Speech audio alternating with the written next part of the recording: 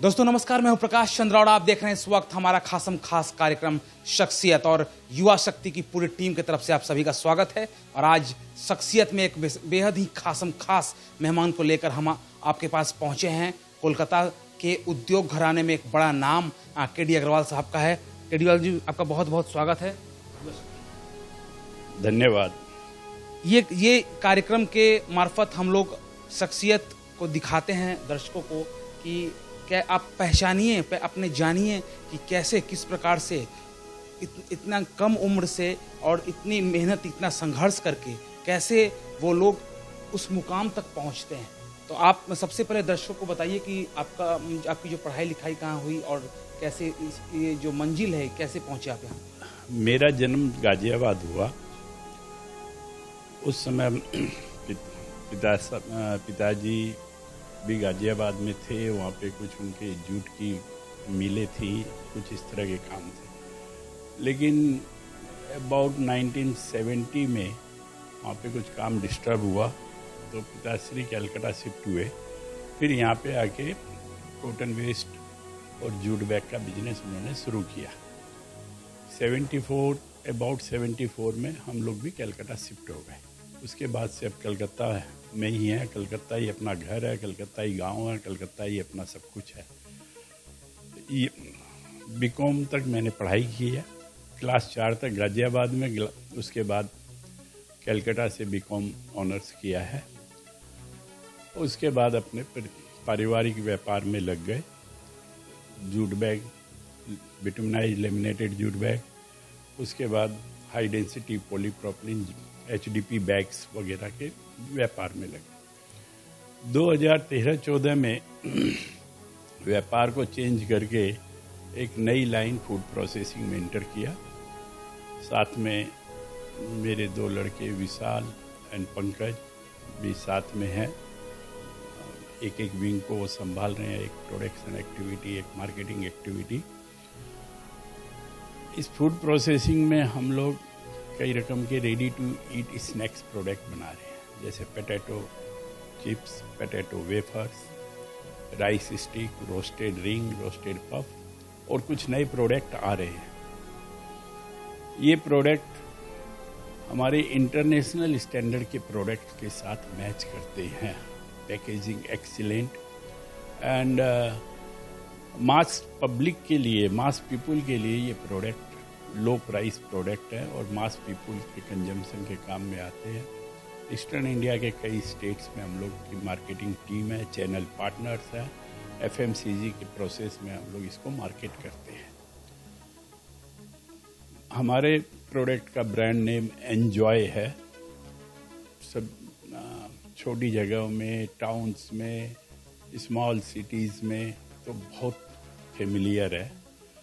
लेकिन मैं आपसे यही बात मैं आपसे करना चाह रहा था कि दर्शकों की जानकारी के लिए बता दूं कि 8 सालों में एन्जॉय ने इतना नाम कमाया है कि आज घर घर में बच्चों की पहली पसंद बन गया है ये एन्जॉय। और किस जैसे जब आपने शुरू किया तो उस वक्त दिमाग में तो बहुत सारी बातें आ रही होंगी कि कितना घर कर पाएगा। लेकिन आज जब हम लोग देखते हैं कि किस प्रकार से परिवार के भीतर ये एंजॉय घुस गया है और बच्चे जो हैं वो एंजॉय के बिना रह नहीं सकते हैं।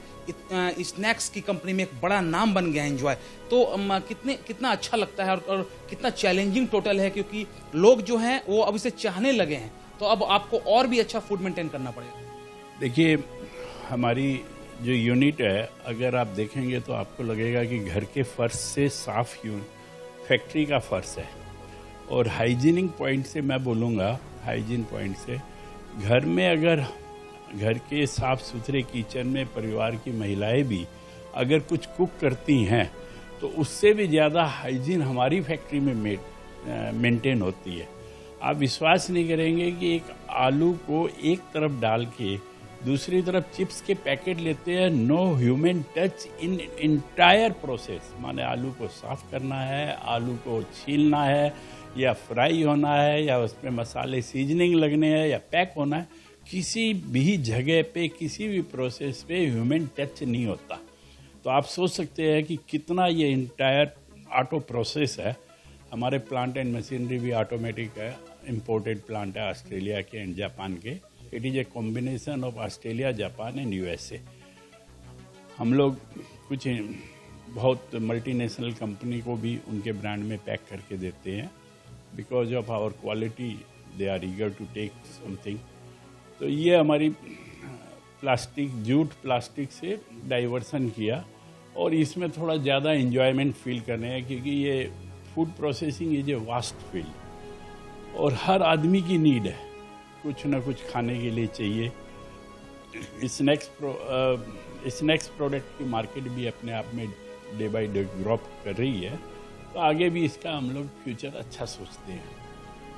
दर्शकों, ये बहुत बड़े बिजनेसमैन तो हैं, लेकिन एक बहुत अच्छे और सुप्रसिद्ध समाज सेवियों में भी केडी अग्रवाल का नाम आता है। आप ये बताइए दर्शकों को कि जब अम्फान आया था, तूफान आया था, गुलाब तूफान ने पूरे प्रदेश को कहीं ना कहीं बहुत दिक्कत में डाल दिया था, उस समय आपने बहुत लोगों की समाज सेवा की थी, उस पर थोड़ा प्रकाश डालिए। देखिए, अम्फान तूफान जब आया था, कोरोना काल बहुत तीव्र चल रहा था, लेकिन मन में बहुत आया कि इतना बड़ा तूफान आया है, बहुत जगह बहुत सारी चीज़ों की दरकार है। तो हम उस समय भी, उस कोरोना काल में भी बहुत साहस करके हम लोगों ने बंगाल के रिमोट प्लेसेस को सेलेक्ट किया और उस प्लेसेस पे काफ़ी रकम की रिलीफ लेके गए। मैं प्राउड फील करता हूँ, मेरे दोनों बच्चे भी, पंकज एंड विशाल, ये इस अम्फान तूफान में वहाँ पे उस द्वीप का नाम क्या है, इट इज गंगा सागर के आगे है, और उसमें रिलीफ को भी ले जाने के लिए आपको रोड से फिर बोट में रख के उस द्वीप पे ले जानी पड़ती है। उस द्वीप पे रिलीफ लेके गए, काफ़ी लोगों को डिस्ट्रीब्यूट किया। उसके बाद हम लोग दूसरी जगह पे भी गए। अब आप सोचिए कि ये दोनों बच्चे गए और वापस आए, उसके साथ ये लोग कोरोना भी ले आए और घर के सारे मेंबर कोरोना से ग्रसित हो गए। भगवान की कृपा से सब माइल्ड कोरोना वेव से निकल गए। उसके बाद सेकंड थर्ड रिलीफ में भी आगे बढ़े। हम लोगों ने काफ़ी रिलीफ डिस्ट्रीब्यूट की, मेडिसिन, तारपोलियंस, कपड़े, खाने के सामान, इस तरह की जितनी मोमबत्तियाँ, माने छोटी छोटी जो नीड्स लगती है, वो पहुंचाने की काफ़ी चेष्टा की हम लोगों ने। लेकिन इतनी पब्लिक और इतने में हो सकता है उठ के मुंह में जीरा के समान ही रहा है वो, लेकिन कुछ लोगों को कुछ तो रिलीफ मिली, चाहे वो लिमिटेड लोगों को ही मिली। इस अम्फान तूफान में करने की बहुत इच्छा रही, थोड़ा बहुत कंट्रीब्यूट किया।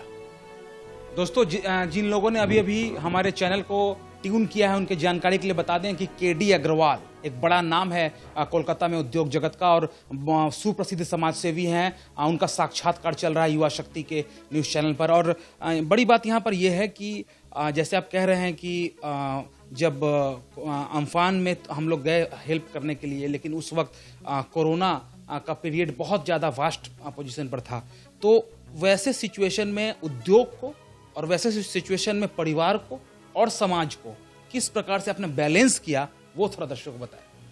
देखिए, इच्छा शक्ति जब होती है ना कुछ करने की, तो रास्ता अपने ही दिख जाता है।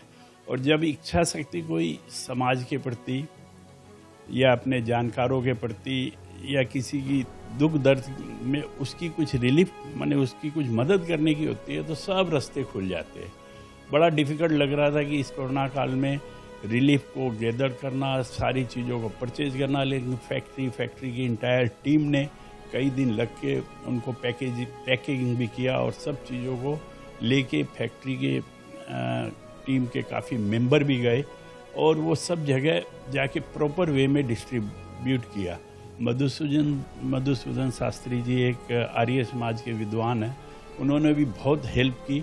वो पहले माने जिस गांव को सिलेक्ट करते वहाँ पहुँच जाते, गांव के पंचायत से, गांव के घर वालों के सबके नाम ले लेते, सबको एक एक रिलीफ कार्ड पहले दिन इशू कर देते थे। और फिर जब हमारी रिलीफ पहुँचती तो वो रिलीफ कार्ड लेके जो जो आता जाता उसको रिलीफ हैंड ओवर कर दी जाती। तो ये बड़ा सिस्टमेटिक वे से ये डिस्ट्रीब्यूशन हुआ। ये उड़ीसा में भी जब आज से 20 साल पहले लगभग तूफान आया था, उस समय भी मैं वहाँ गया था, वहाँ के गांव में जाके रह के ये रिलीफ वर्क थोड़ा बहुत करके आया था। लेकिन ये बहुत हम लोग की जो रिलीफ है, ये समझ लीजिए इतनी छोटी, इतनी माने जो ज़रूरत होती है उसके सामने वो कुछ भी नहीं होती। लेकिन फिर भी चाहे एक जन को ही मिली, 2 जन को मिली, उनको अगर थोड़ी सी भी हेल्प हुई तो हम लोग सोचते हैं हमने कुछ किया। सर, जैसा कि अभी जो खबर चल रही है, हम लोग देख भी रहे हैं, सुन भी रहे हैं कि वेरिएंट आ रहा है, एक नया वेरिएंट आ रहा है और इससे काफ़ी लोग, कुछ लोग सहम भी गए हैं, कुछ डरे भी हुए हैं। आप एक समाज का आप प्रतिनिधि हैं, आप बताइए कि आप क्या कहना चाहेंगे लोगों को इस पूरे वेरिएंट? देखिए, ये अगर टीवी को अगर थोड़ा सा ज़्यादा देखें तो पता लगता है कि ये यूरोप और अमेरिकन देशों में तो बहुत सीवियर स्थिति में आ चुका है। हमारे देश में अभी वैसी सीवियरिटी नहीं दिख रही है, लेकिन बच के चलना, कोई किसी को बचा नहीं सकता, खुद बच के चलना पड़ेगा इस कोरोना काल में। जितना बच के संभल के हम लोग चल सकेंगे तो हम खुद को ही नहीं, अपने परिवार को, परिवार के साथ अपने समाज को भी बचा सकेंगे। अब एक एक जन का खुद का बचना ही पूरे समाज का बचना है। आज कोई एक इंडिविजुअल आदमी समाज को नहीं बचा सकता। ये कोरोना काल एक ऐसी चीज़ आ गई कि सबको अपने आप ही बचाव करना पड़ेगा। लेकिन मैं सबसे ही निवेदन करूंगा कि जितना संभव हो सके बच के रहिए। गवर्नमेंट की गाइडलाइंस को जहां तक संभव हो मेंटेन करने की चेष्टा कीजिए, और जो भी अपने आप के लिए कर सकते हैं और समाज के लिए कर सकते हैं, वैक्सीनेशन लेना चाहिए। वैक्सीनेशन ड्राइव भी हम लोगों ने थोड़ी बहुत चलाई। हम लोगों ने एटलीस्ट अपने फैक्ट्री वर्कर्स सबको, कैजुअल लेबर सबको वैक्सीनेटेड करवा दिया। बहुत एडवांस में ही करवा दिया था, डबल वैक्सीन करवा दिया। और कहीं भी कोई वैक्सीनेशन सेंटर चला, उसमें कंट्रीब्यूट करने की चेष्टा की। ये थोड़ी सी भावना रहती है, अब उसमें जितना हम लोग सहयोग कर पाएँ बहुत अच्छा है। जी सर, बात करने के लिए हम लोग को और समय देने के लिए बहुत बहुत धन्यवाद आपका। और आप दर्शकों देखते रहिए युवा शक्ति न्यूज़, हर खबर पैनी नजर। अपने इलाके की खबरों को जानने के लिए युवा शक्ति चैनल को सब्सक्राइब करें।